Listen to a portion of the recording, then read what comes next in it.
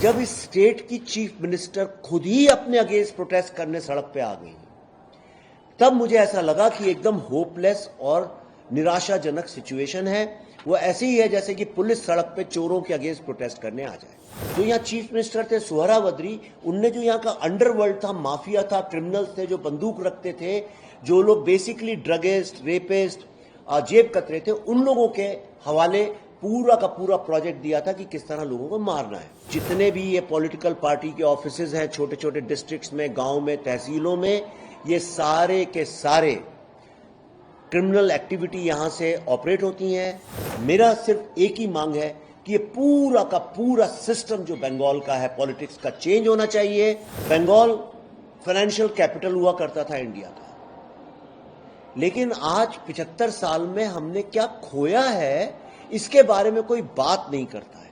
जैसे एक जमीन जो जहां पे बहुत जमीन उपजाऊ होती है वो बंजर हो जाए, कल को अगर पंजाब की जमीन में गेहूं उगना बंद हो जाए तो सोचिए कैसा लगेगा। आज अगर यहां पे ऐसा हो रहा है तो ये बहुत दुख की बात है। रेप, सेक्सुअल क्राइम और वायलेंस अगेंस्ट विमेन ऐसा नहीं है कि सिर्फ बंगाल का प्रॉब्लम है, ये पूरे इंडिया का प्रॉब्लम है। कभी यूपी में होता है, कभी कठुआ में होता है, कभी हाथरस में होता है, कभी उन्नाव में होता है, परसों बदलापुर में हुआ, कभी हैदराबाद में होता है, कभी चेन्नई में होता है। ऐसा कोई इंडिया में एक भी महिला, औरत, लड़की आपको नहीं मिलेगी, या उसके माँ बाप या उसके पति या उसके सहयोगी ऐसे नहीं मिलेंगे जो कि महिला या लड़की घर से जब निकलती है तो उसके दिमाग में एक ख्याल नहीं आता अपनी सुरक्षा को लेकर। महिलाओं के साथ जो हमारा व्यवहार है, बच्ची पता चलता है बच्ची पैदा हो रही है, अबॉर्शन कर देते हैं, कम उम्र में लड़कियों की शादी हो जाती है, दहेज की एक बहुत समस्या है, तमाम समस्या है। लेकिन मैं यहां इसलिए आया हूं कि बंगाल की जमीन में अगर ऐसा होता है तो बहुत गलत बात है। वो ऐसे ही है जैसे कि एक कल्चरल, सोशल, पॉलिटिकल लीडर है वही ऐसी हरकत करने लगे। मैं रुका रहा जब यहां के डायरेक्टर को, आरजी कॉर्प के डायरेक्टर को ट्रांसफर कर दिया गया बाइज्जत। मुझे बहुत बुरा लगा, मैं रुका रहा। उसके बाद जब मां बाप को बोल दिया सुसाइड केस है, मैं रुका रहा। जब उनने एफआईआर लेट की, मैं रुका रहा। लेकिन जब इस स्टेट की चीफ मिनिस्टर खुद ही अपने अगेंस्ट प्रोटेस्ट करने सड़क पे आ गई, तब मुझे ऐसा लगा कि एकदम होपलेस और निराशाजनक सिचुएशन है। वो ऐसे ही है जैसे कि पुलिस सड़क पे चोरों के अगेंस्ट प्रोटेस्ट करने आ जाए।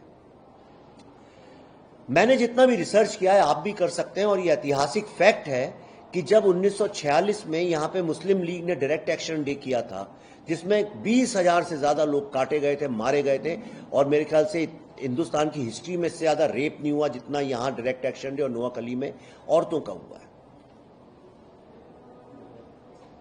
उसके बाद, और ये हुआ कैसे, जो यहाँ चीफ मिनिस्टर थे सुहरावर्दी, उनने जो यहाँ का अंडरवर्ल्ड था, माफिया था, क्रिमिनल्स थे जो बंदूक रखते थे, जो लोग बेसिकली ड्रगिस्ट, रेपिस्ट, जेब कतरे थे, उन लोगों के हवाले पूरा का पूरा प्रोजेक्ट दिया था कि किस तरह लोगों को मारना है।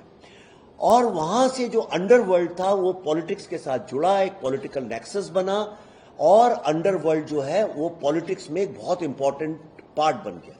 यही अंडरवर्ल्ड जो गुंडे, बेसिकली गुंडे लोग जो होते हैं, यही गुंडे, चोर, चक्के, मवालिया जो थे वो पाकिस्तान तो गए नहीं। कहां गए ये लोग? जब आजादी मिली तो उसके बाद जब गवर्नमेंट बनी तो पहले कम्युनिस्ट गवर्नमेंट्स ने उसको एप्रोप्रिएट किया, वो उनका वोट बैंक बन के काम करने लगे। फिर वो दो पार्ट में टूटा, स्टूडेंट्स नक्सलिज्म में चले गए, और इधर जो था ये जो इलेक्टोरल वोट बैंक है उसको कंसोलिडेट करने का काम इन लोगों ने किया। उसके बाद जब कम्युनिस्ट हट गए, कांग्रेस आ गई, तो ये सारा का सारा जो माफिया था, पॉलिटिकल माफिया, ये उनके साथ आ गया। फिर कांग्रेस गई तो इस पार्टी के साथ आ गया। और मुझे बिल्कुल भी आश्चर्य नहीं होगा कि ये पार्टी नहीं रहे, कल को कोई और पार्टी आए तो वो सारे के सारे इधर से उधर चले जाएंगे। हम सब कलकत्ता में बैठे हैं, लेकिन मैंने बहुत ट्रैवल किया है यहाँ छोटे छोटे गांव में, शहरों में।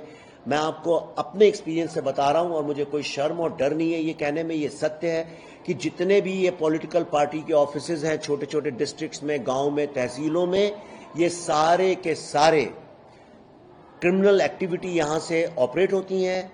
यहां पे sexual exploitation, violence against women, ये काम होता है, क्योंकि सेक्सुअल वायलेंस जो है औरतों के अगेंस्ट, क्राइम अगेंस्ट विमेन, उससे पूरी सोसाइटी डीमोरलाइज होती है, फैमिलीज डीमोरलाइज होती हैं, और अपने वोट बैंक में किसी और को कंसोलिडेट करने के लिए ये सबसे स्मूथ और सेफ तरीका यहां पे माना जाता है।